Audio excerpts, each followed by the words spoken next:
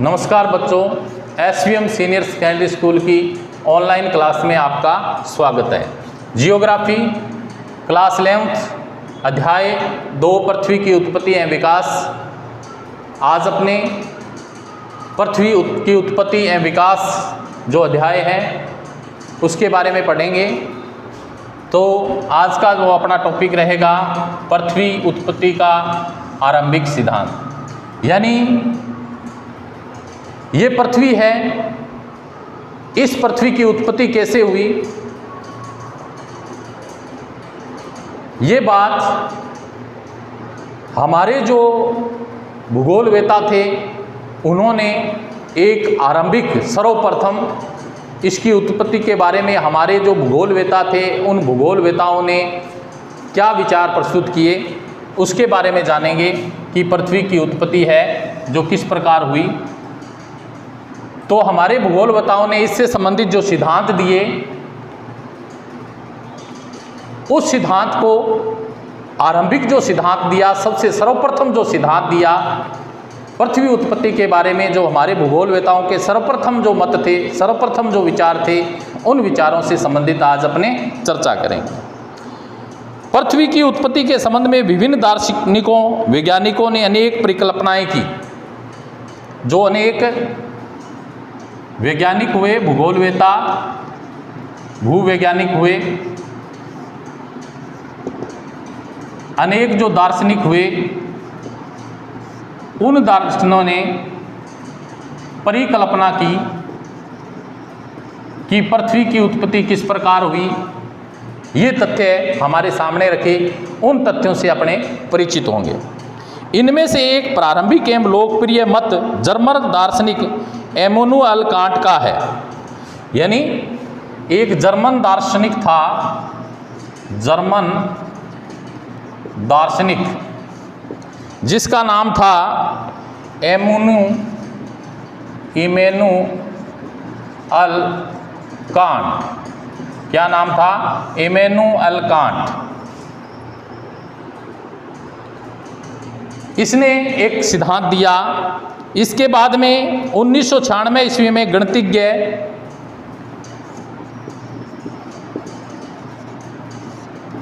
गणितज्ञ था लाप्लेस, उसने भी पृथ्वी उत्पत्ति के बारे में अपना आरंभिक सिद्धांत दिया। जो क्या कहलाया, जो सिद्धांत दिया उस सिद्धांत का नाम क्या था? नीहारिका परिकल्पना। क्या नाम था? नीहारिका परिकल्पना। यानी सर्वप्रथम तो इमैनुएल कांट ने नीहारिका परिकल्पना का सिद्धांत दिया। उसके माध्यम से हमें बताया कि पृथ्वी की उत्पत्ति किस प्रकार हुई, पृथ्वी कैसे बनी। इस नीहारिका परिकल्पना में पे क्या है, गणितज्ञ लाप्लेस ने विचार किया। इसने इसमें क्या किया? संशोधन किया। क्या किया? संशोधन किया। जो इसने बात की इसमें थोड़ा क्या है, लाप्लेस ने संशोधित रूप में लिखा। इस परिकल्पना के अनुसार ग्रहों का निर्माण धीमी गति से घूमते हुए पदार्थों के बादल से हुआ। यानी नीहारिका में जो ग्रह है, पृथ्वी भी एक क्या है, ग्रह है। तो इसमें क्या कहा गया कि ग्रहों का निर्माण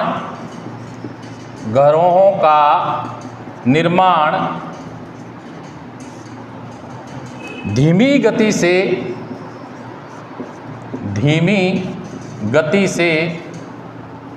घूमते हुए पदार्थों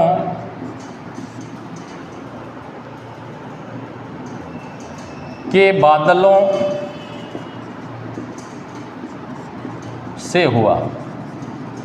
यानी ये जो नीहारिका परिकल्पना थी, इसमें जो समस्त ग्रह थे उसमें पृथ्वी भी है। ठीक है, तो पृथ्वी जो ग्रह है, समस्त जो ग्रह थे उसमें पृथ्वी भी है।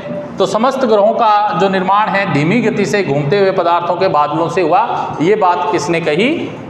इमैनुएल कांट ने, जो कि सूर्य की युवावस्था से संबंध थे, जिनका सूर्य की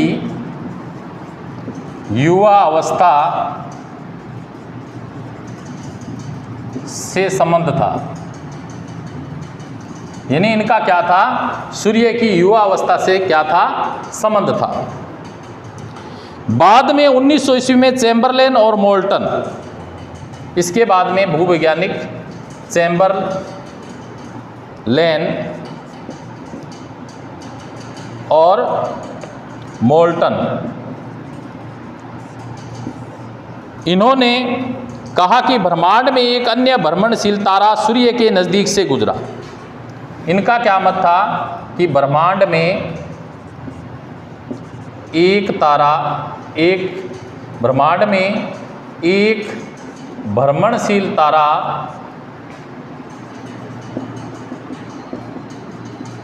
सूर्य के निकट से गुजरा। ये बात किसने कही, चैम्बरलेन और मोल्टन ने कही। इसके परिणाम स्वरूप तारे के गुरुत्वाकर्षण से सूर्य सतह से सिगार आकार का कुछ पदार्थ निकलकर अलग हो गया। कहते हैं कि जब ये जो ब्रह्मांड में एक भ्रमणशील तारा सूर्य के निकट से गुजरा, ठीक है, तो उससे क्या था, गुरुत्वाकर्षण के कारण सूर्य सतह से सिगार के, सूर्य की जो सतह थी उससे जो सिगार, ठीक है, के आकार का कुछ पदार्थ निकलकर अलग हो गया। यह तारा जब सूर्य से दूर चला गया, ठीक है, जो सिगार निकला था और सूर्य अलग हो गया, दोनों की दूरी बढ़ गई, तो सूर्य सतह से बाहर निकला हुआ, सूर्य सतह से जो बाहर निकला हुआ पदार्थ था, यह पदार्थ सूर्य के चारों तरफ घूमने लगा और यही धीरे धीरे संघनित होकर घरों के रूप में परिवर्तित हो गया। ठीक है, यही धीरे धीरे रूप में संघनन हो गया इसका, और यही क्या है, इसी से सारे ग्रहों का निर्माण हुआ। इसी प्रकार क्या है, जो सारे ग्रह बने, तो पृथ्वी की रचना भी क्या है, इसी प्रकार हुई। ऐसा आरंभिक सिद्धांत के जो हमारे भूवैज्ञानिक हैं वो मानते हैं। पहले सर जेम्स जीन्स ने, बाद में सर हेरोल्ड जेफरी ने इस मत का समर्थन किया।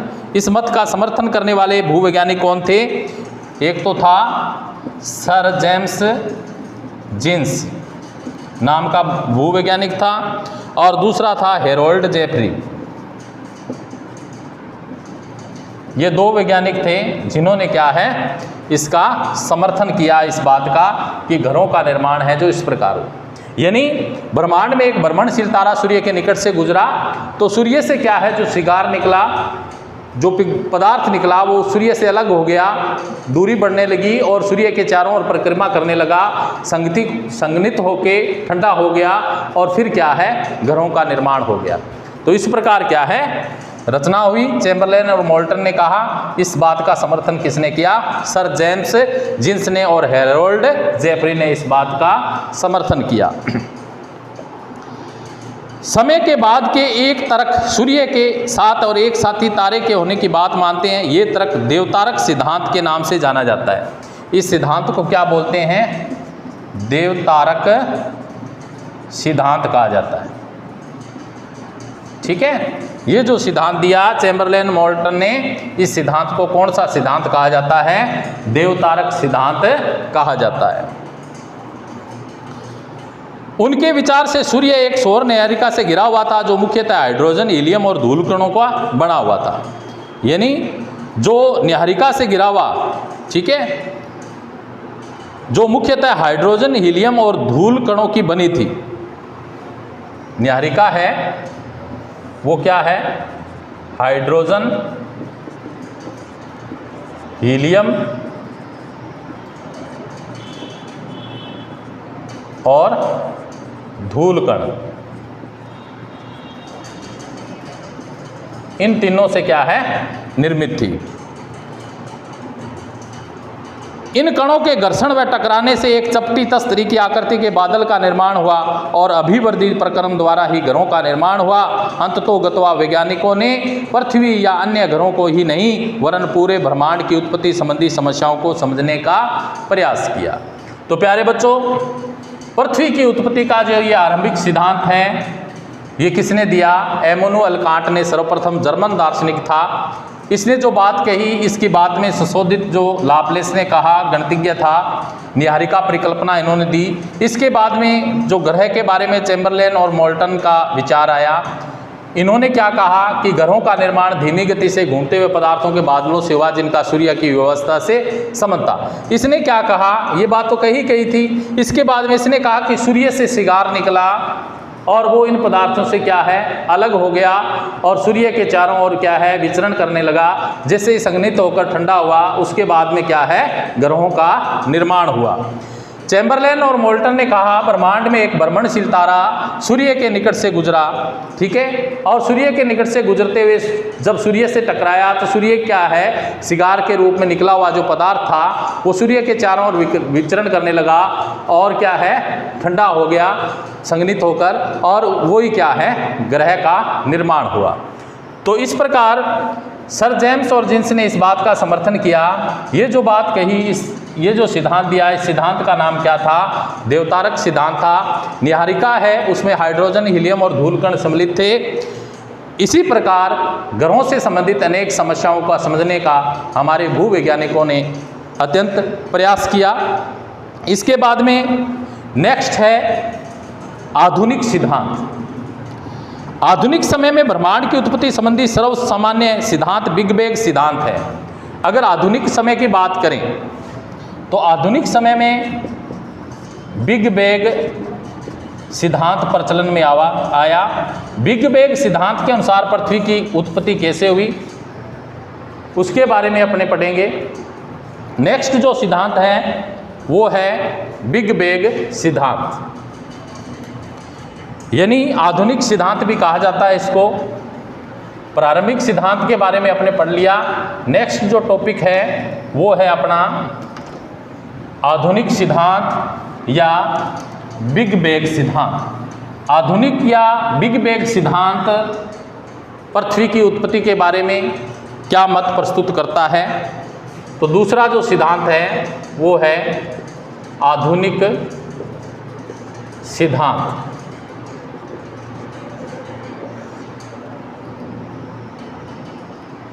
और इस सिद्धांत के अंदर कौन सा सिद्धांत था, बिग बैंग सिद्धांत के माध्यम से हमारे भूगोलवेताओं ने हमें ये समझाने का प्रयास किया कि पृथ्वी की उत्पत्ति कैसे हुई। इसे विस्तारित ब्रह्मांड परिकल्पना भी कहा जाता है कि ब्रह्मांड का विस्तार हुआ। विस्तारित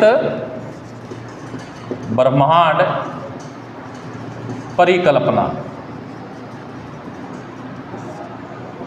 इस सिद्धांत को विस्तारित ब्रह्मांड परिकल्पना भी कहा जाता है। 1920 ईस्वी में एडविन हबल, 1920 में कौन सा भूगोलवेत्ता था, एडविन हबल। एडविन हबल ने प्रमाण दिए कि ब्रह्मांड का विस्तार हो रहा है। क्या कहा कि ब्रह्मांड का विस्तार हो रहा है। समय बीतने के साथ आकाश गंगाएं एक दूसरे से दूर हो रही है, यानी ब्रह्मांड का विस्तार हो रहा है। समय बीतने के साथ आकाश गंगाएं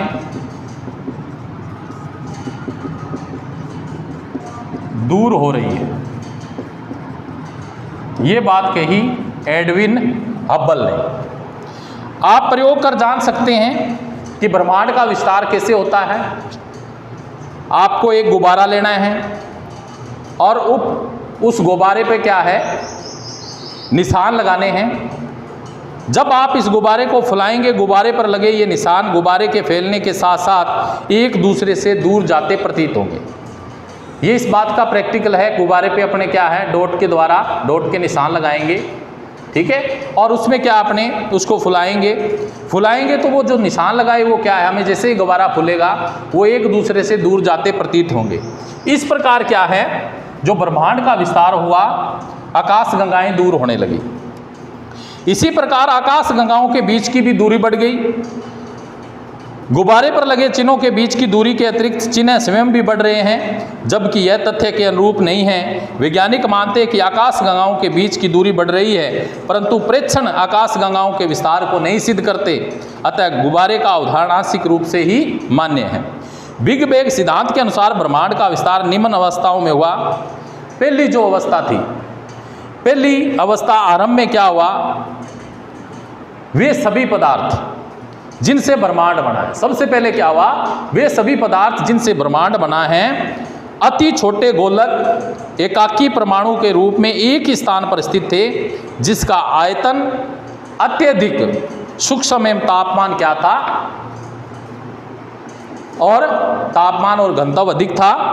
दूसरा जो सिद्धांत था, दूसरी जो अवस्था थी, बिग बैंग की प्रक्रिया में इस अति छोटे गोलक में भीषण विस्फोट हुआ, कहते हैं बाद में इसमें विस्फोट हुआ। इस प्रकार की विस्फोट प्रक्रिया से क्या है, विस्तार हुआ। वैज्ञानिकों का विश्वास है कि बिग बैंग की घटना आज से 13.7 अरब वर्ष पहले हुई थी। कब हुई थी, 13.7 अरब वर्ष पहले हुई थी। ब्रह्मांड का विस्तार आज भी जारी है, आज भी ब्रह्मांड क्या है, विस्तारित हो रहा है। विस्तार के कारण कुछ ऊर्जा पदार्थ में परिवर्तित हो गई है।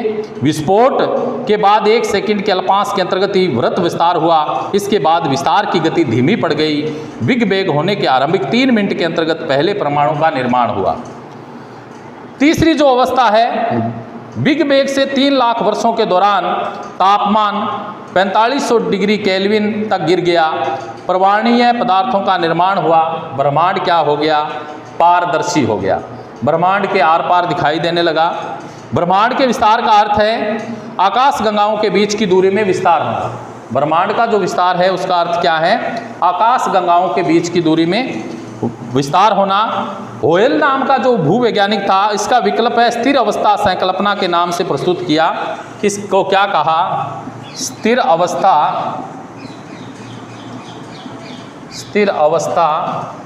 परिकल्पना कहा। स्थिर अवस्था परिकल्पना के अनुसार ब्रह्मांड किसी भी समय में एक ही जैसा रहा, यद्यपि ब्रह्मांड के विस्तार संबंधी अनेक प्रमाणों के मिलने पर वैज्ञानिक समुदाय अब ब्रह्मांड विस्तार सिद्धांत के ही पक्षधर हैं। तो इस प्रकार क्या है, पृथ्वी उत्पत्ति के बारे में अपने 2 सिद्धांत पढ़े। पहला जो सिद्धांत था वो आरंभिक सिद्धांत था, जिसको न्याहारिका परिकल्पना के नाम से जाना जाता है। दूसरा जो सिद्धांत है आधुनिक सिद्धांत, बिग बैंग सिद्धांत के नाम से कहा जाता है। विस्तारित ब्रह्मांड परिकल्पना भी कहा जाता है, और इसकी जो अवस्थाएं थी उनको स्थिर अवस्था परिकल्पना के नाम से जाना जाता है। तो प्यारे बच्चों, आज हमने पृथ्वी उत्पत्ति का जो प्रारंभिक सिद्धांत था, कि आरंभिक जो हमारे भूवैज्ञानिकों ने हमें बताया कि पृथ्वी है उसका निर्माण कैसे हुआ, पृथ्वी के बारे में, और दूसरा जो सिद्धांत था वो बिग बैंग सिद्धांत था, ठीक है, जिसे आधुनिक सिद्धांत भी कहा जाता है, ठीक है। उसके माध्यम से भी हमारे भूवैज्ञानिकों ने हमें ये समझाया कि पृथ्वी की उत्पत्ति कैसे हुई। आज के लिए इतना ही, कल अपने तारों का निर्माण के बारे में चर्चा करेंगे। आज के लिए इतना ही, थैंक्स।